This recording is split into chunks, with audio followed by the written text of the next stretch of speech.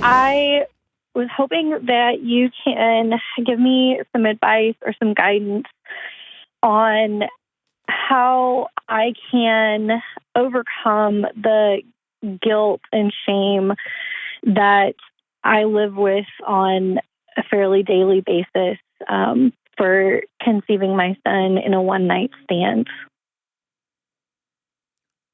Where's the shame and guilt coming from? I think it comes from a couple different places. So brief backstory, I'm a woman of faith, and at the end of 2022, I came out of a very verbally and emotionally abusive divorce. I was in just a very bad place emotionally, mentally, within a few months of that divorce and becoming final. I was going through probably the worst, soul-crushing loneliness I've ever experienced in my life. I had no sense of self-worth. I just was in a really bad place. And I started making some decisions that I would never have normally made.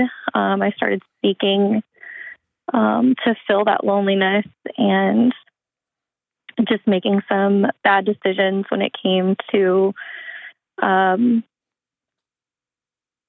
one-night stands. And it didn't last very long. And I just didn't feel like myself, didn't want any part of doing this anymore, and stopped completely.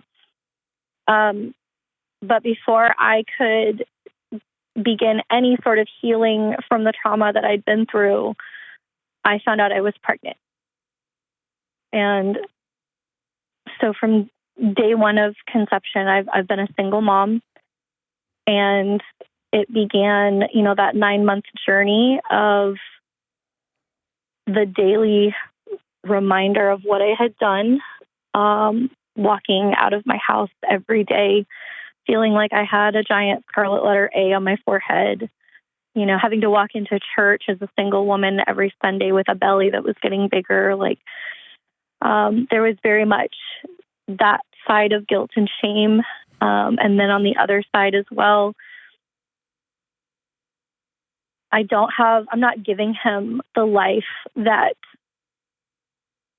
I would wanted to have given my son. Being in the single mom position that I am, and, we share a little 1-bedroom apartment, and I work, 2 and 3 jobs to keep him in school. And he's the most precious thing I have. And I'm just struggling with how to break through that guilt and shame. Have you ever heard me lie to somebody on this show? Never. Okay. I'm not going to start now, okay? Okay. You're a real good mom. Actually, you're an unbelievable mom. This knuckleheaded little boy, how old is he? He's 1.5 now. Is he just a human hurricane? Is he just chaos? Actually, is he one of those sweet kids that's kind of awesome? He's the sweetest little boy I could have ever asked for. He helps me unload the dishwasher. He takes out his own trash. He puts his own laundry away. I mean, he's just the best little boy I could have asked for. Okay.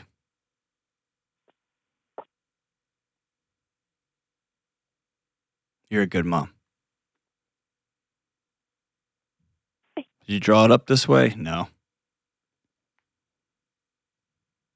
Were you trying to navigate your way through hell? Yeah.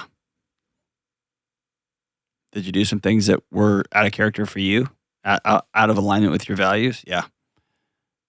Do you have like a extraordinary miracle? Yep. Yeah. I'm curious, when you were going to church and you were pregnant, did people look down their nose at you, or did they welcome you and say, "Oh my gosh, I'm so glad you're here"? They were extremely welcoming. Okay.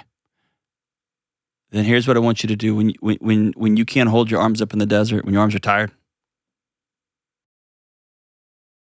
That's pretty amorphous. That's an old like Bible story.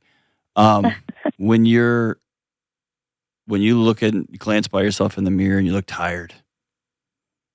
How old are you? I'm 35. Okay, you're tired. This isn't how you drew this up.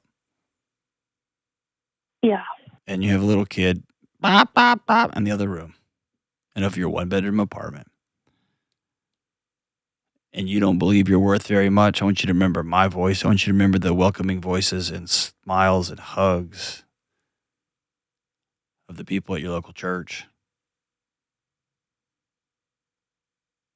I want you to remember those voices. Okay? Okay. I'm just so afraid that I'm going to accidentally or unintentionally give him some kind of impression when he's older that he was a mistake, and I don't ever want him to feel that way. So I'm trying hard in this season of my life to overcome that so that I don't Here's how you do it. You want to hear it? It's really simple. Every morning and every night, hold his face, put your hands on his face. Okay? And by the way, that's got it regulates a kid's nervous system. It downregulates it. It lets their nervous system know that they're safe in this particular moment. Okay? Okay. Put your hands on his face and say, I'm so glad that God picked me to be your mommy. I can do that. Every morning and every night. And one day soon he's going to say, where's my dad? And you're going to have that conversation. Where is his dad, by the way? He is aware he has a son. At this time, he is not wanting to be a part of his life. Okay. Have you taken him to court for money? He does pay child support, yeah. Okay. So we're going to, honestly, when the kid asks, we'll say, Dad's really sick and he's not able to come home right now. Actually, we're not going to say that. We're going to say, Daddy's really sick and he's choosing to not come to the house right now so that he doesn't get the rest of us sick. And I will say that with full integrity, because to not want to be in the life of your son is very ill. Okay. Yeah, that's been a conversation I've been anticipating and trying to prepare myself for. Here's the thing. Here's the thing. Just don't ever lie. Because he won't be able to process that mommy's a liar. And don't ever talk bad, because half of him is that guy. Right. And there will come a day, hopefully, that he loops back around, okay? And maybe not, but hopefully.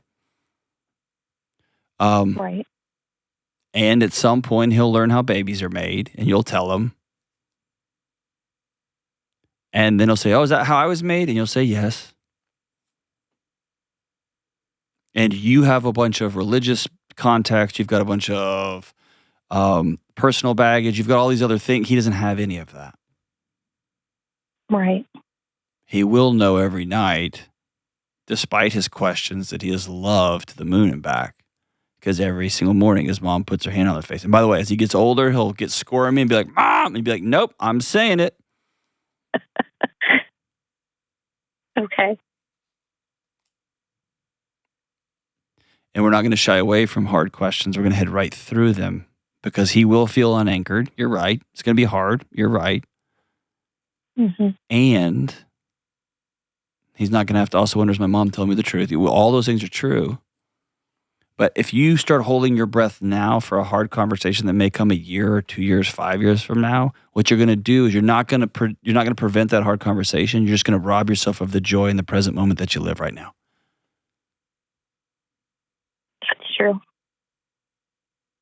So when he starts asking questions, let him have a bank of months and years of laughter and joy. Yeah, I do feel like I've been robbing myself, at least, of moments that, such as my pregnancy. I mean, I can't look back on it and say that any of it was joyful when it should have been, because I let the guilt and the shame consume me so much. It's kind of like you fell out of a boat in the middle of the ocean and you finally got back to shore, and you're really mad that your breaststroke wasn't great. You know what I mean? Yeah, that's an analogy. Yeah. Like, don't critique your swimming. You made it to shore. Here you are. And you ended up on a shore you didn't want to be on, but you're at shore. And you got this amazing little boy. He is amazing. And your healing will come from choosing every time those voice pops in your head. I want you to have a tiny picture. I want you to go get one printed at Walgreens, a little picture of him. Not on your phone, but a real picture. I want you to put in your pocket. And every time that voice pops in your head of, nobody's going to want to marry me now. I can't believe I slept with this dude on, in the back of a car after. I can't believe I went up to his apartment. I can't believe I want you to pull that picture out and say, and I got you. And what we're going to slowly do over time is you are going to change your default setting to, I'm defined by doing something that was in violation of my own values, to, I'm a great mom. And when he's 14 or 12 or 11 or 16, he'll be like, was I an accident? And you can laugh because you'll have 15 years or 10 years or 9 years of relationship. And you can be like, I didn't plan you. But God did. I'm glad you're here. Yeah. Right? Yeah. Yeah. So I will end this call with one last statement. You are a great mom. Thank you. And the months and years of 2 jobs and only seeing him for a few minutes in the morning and an hour in the evening, those will come to an end. You're in a crappy season right now. Okay? Yeah. Here's what I'm going to send you, okay? I'm going to send you I'm going to load you up, all right? You ready? Okay. I'm going to send you Financial Peace University, the digital classes, all for free. All 9 lessons. I want you to watch them, and I want you to start doing it, okay? Okay. I'm going to send you Total Money Makeover for free, the book. I want you to read that.